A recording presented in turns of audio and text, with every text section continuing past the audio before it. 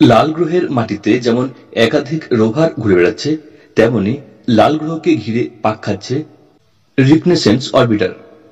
নাসার এই যান মঙ্গলের মাটিতে নামেনি ঠিকই, তবে মঙ্গলকে ঘিরে খুব কাছ থেকে চক্কর দিচ্ছে। ফলে মঙ্গলের মাটি সে স্পষ্ট দেখতে পাচ্ছে। ছবি তুলছে তার অতি শক্তিশালী ক্যামেরা দিয়ে।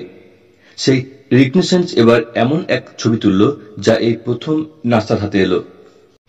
ছবিতে দেখা গেছে মঙ্গলের মাটির উপর একটি কালো লম্বা দাগ। এই দাগের মাথায় কিছু একটা রয়েছে যা এগিয়ে চলেছে। যত এগোচ্ছে ততই কালো দাগটা তার পিছনে লম্বা হচ্ছে। নাসা অবশ্য সেই আপাত রহস্যময় কালো দাগের গোপন কথা উন্মোচন করতে পেরেছে। আসলে ওই কালো দাগ তৈরি হচ্ছে লাল গ্রহের উপর ঘুরে বেড়ানো নাসার রোভার কিউরিওসিটি থেকে। কিউরিওসিটি যত এগোচ্ছে ততই তার চাকা থেকে একটি কালো দাগ তৈরি হচ্ছে, যা মঙ্গলের মাটির উপর ছাপ ফেলছে। যেহেতু কিউরিওসিটি এগিয়ে চলেছে, তাই কালো দাগটা লম্বা হচ্ছে।